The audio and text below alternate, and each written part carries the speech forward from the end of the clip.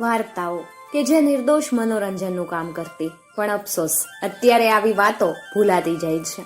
એમ છતાં પણ અમુક વાતો એવી હોય કે તમે સાંભળો તો તમને લાગે કે તમે તમારા બાળપણમાં એક ડૂબકી દઈ આવ્યા. આવી જ એક વાર્તા આજે આપણે સાંભળવાના છીએ અને વાર્તાનું નામ છે જીવો કમાઈ આવ્યો. પણ જીવો શું કમાઈ આવ્યો એ જાણવા માટે આપણે વાર્તા જ સાંભળવી પડે.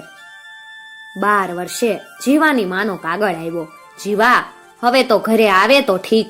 12 વર્ષ તે શેઠની નોકરી કરી, હવે તો બહુ કમાયો હોઈશ, હુંય હવે ઘડી થઈ ગઈ. જીવાએ ઘરે જવાનો વિચાર કર્યો. શેઠની પાસે ગયો અને શેઠની રજા માંગી. શેઠે એના પગારના ચડેલા રૂપિયા ગણી આપ્યા. 200 રૂપિયાની પોટલી માથે ચડાવી જીવો ઘરે જવા નીકળ્યો. ઉનાળાનો વખત, માથે સૂરજ તપે, ધરતી પણ જાણે જ્વાળા વરસી રહી છે. આગથી અને તાપથી આખા શરીરે પરસેવાના રેલમ રેલા ઉતરે છે. માથે 200 રૂપિયાની 5 શેર વજનની પોટલી. જીવો તાપથી કાયર થઈ ગયો. માથા ઉપર પોટલીનો ભાર હવે એને વધારે લાગવા માંડ્યો.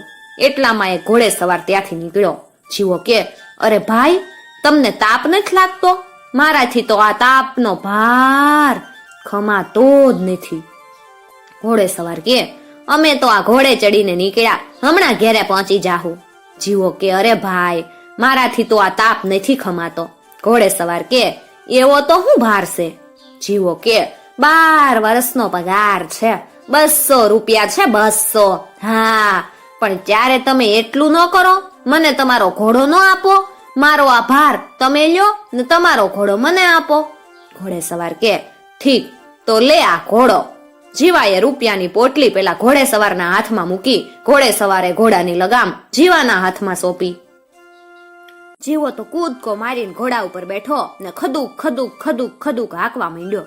થોડેક દૂર ગયા પછી જીવાને થયું કે ઘોડો આમ ધીમે ધીમે હાલે ઈ ઠીક નહીં. ઘોડો ઘોડાની રીતે ન હાલે તો પછી એ ઘોડો શેનો? એણે લગામ ખેંચી એડી મારી. ઘોડો પુરપાટ ઉપડ્યો. એવો દોડ્યો કે જીવાભાઈ ઘોડાની પીઠ ઉપર ઊંચા નીચા ઠપકારા ખાવા લાગ્યા. એટલામાં હામું એક ઝાડ આવ્યું. ઘોડો એકદમ ઊભો રહી ગયો ને આગળ પગ ઊંચા કરી ઝાડ થયો. જીવાભાઈ ઘોડા ઉપર સીધા ભોય ઉપર ગબડી ગયા. એટલામાં ત્યાં થઈ અને એક ઊંટવાળો જતો હતો. એણે દોડીને જ ઘોડાની લગામ પકડી લીધી ને ઘોડાને ઠેકાણે આણ્યો. જીવો ઊભો થઈને કે, અરે કેવો ખરાબ ઘોડોસ, આવા ઘોડા ઉપર બેસવા કરતા તો ઊંટ હું ખોટું. ઊંટવાળો કે, ભલે મારું ઊંટ જોઈ તો લઈ જાવ, મારે ઘોડો હાલ છે. જીવો કે, એવું કરો, એવું તમે મારો ઘોડો લઈ તમારો ઊંટ મને ગયો. ઊંટવાળાએ તો જીવાને ઊંટ ઉપર બેસાડ્યો, દોરી એના હાથમાં આપી અને ઊંટને ચાલતું કરી પોતે પેલા ઘોડા ઉપર સવાર થઈ અને રસ્તે પડ્યો. જીવો કે, હાશ, કેવી મજા આવેસ. ઊંચા આસને બેસવાનું મળ્યું. લખવાના ટેબલ પેઠે આગળ ઊંટનો ટેકો કેટલો સરસ છે. થોડાક ચાલ્યા ત્યાં જીવાભાઈની કમર દુખવા લાગી. એવામાં એક લીમડો આવ્યો.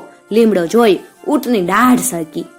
એ તો માંડ્યું લીમડાના પાન ખાવા. જીવાભાઈ બહુ કરે, દોરી આમ ખેંચે તેમ ખેંચે, આમ ખેંચે તેમ ખેંચે, પણ ઊંટ તો ખસેય નહીં. જીવો કે, આવા હરાયમી ઊંટ કરતા તો ગધેડું હું ખોટું. એટલામાં ત્યાં થઈ એક કુંભાર જતો હતો. જીવો કે, અરે કુંભાર ભાઈ, જરાક અહીંયા આવો ને, જોવો ને આ ઊંટ અહીંયાથી ખસતું જ નહીં. કુંભાર કે, દોરી આમ ખેંચો, આમ ડચકારો કરો. જીવો દોરી ખેંચવા ગયો ત્યાં ઊંટ વાકુમો કરી એકદમ ગોળ કુંડાળું ફરી ગયું. જીવાએ ફરી દોરી ખેંચી. ઊંટ ફરી જોરથી બરાડી જીવાના પગને બચકું ભરવા મોં પોળું કરી અને ફરી 2-3 કુંડાળા ફરી ગયું. જીવો તો બી ગયો. એનાથી તો ચીસ નખાઈ ગઈ. આ કરતા તો ગધેડું હું ખોટું. કુંભાર કે, ભાઈ, ગધેડું જોઈશ તો મારું ગધેડું લઈ લ્યો. જીવો ખુશ થઈ ગયો. એવું કરો, એવું મારે તો આ બધી બલા નથી જોઈતી. કુંભારે ઊંટને બેસાડ્યું, જીવાને હેઠે ઉતાર્યો ને ગધેડું સોંપ્યું. પછી પોતે ઊંટને દોરી હાલતો થઈ ગયો. જીવાભાઈ તો ગધેડા ઉપર એક તરફ 2 પગ રે એમ બેસી અને ગાતા ગાતા આગળ હાલ્યા. જતા જતા એક નદી આવી. ગધેડું પાણીમાં ઉતરવા જાય ત્યાં ઠોકર લાગી. જીવાભાઈ પાણીમાં પડ્યા. કપડા બધા પાણીમાં તરબોળ થઈ ગયા. જીવાભાઈ કે, ઓ તારી, આવા ગધેડા ઉપર બેસવા કરતા તો ન બેહવું હું ખોટું, મરવા દે ગધેડાને. જીવાભાઈ તો ગધેડાને છૂટું મૂકી દઈ અને ભીને કપડે આગળ હાલ્યા. જાતા જાતા એક વણઝારાની પોઠ હામી મળી. વણઝારા કે, અરે આ હું? તને કોરા કપડાય ન મળ્યા? જીવો કે તો આપો ને. જીવાએ ભીના કપડા ઉતારી નાખ્યા. વણઝારાએ આપેલા ગંદા ચીથરીયા કપડા પહેરી લીધા. વણઝારા જીવાના ભીના પણ નવા કપડા લઈ ને રસ્તે પડ્યા. જીવાભાઈ આવા રૂડા રૂપાળા વેશે ગામ તરફ ચાલ્યા. હાંજ પડવા આવી એટલે વાટમાં એક ઝાડામાંથી લાકડી કાપી લીધી. જીવાનું ગામ આવ્યું.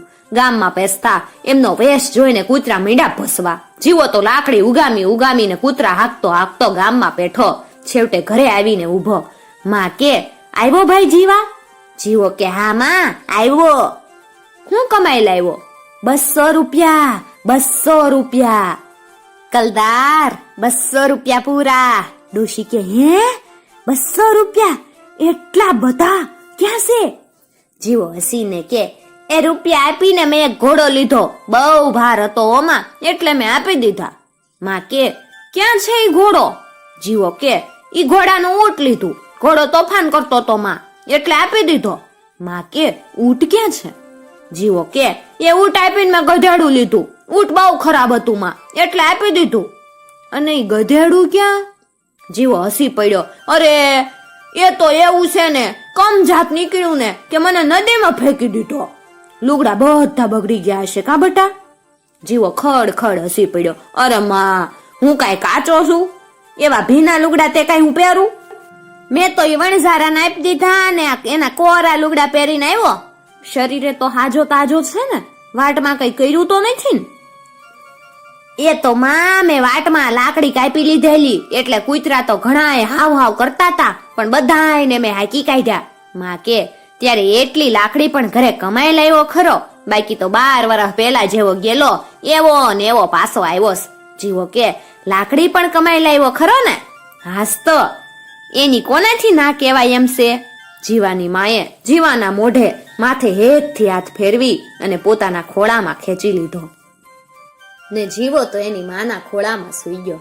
મિત્રો, આવી જ બીજી વાર્તાઓ સાંભળવા માટે ચેનલને જરૂરથી સબસ્ક્રાઇબ કરી અને સાથે આપેલું બેલ આઇકોન પ્રેસ કરજો જેથી આવનાર નવા વિડીયોઝની નોટિફિકેશન સૌથી પહેલા તમને મળી શકે.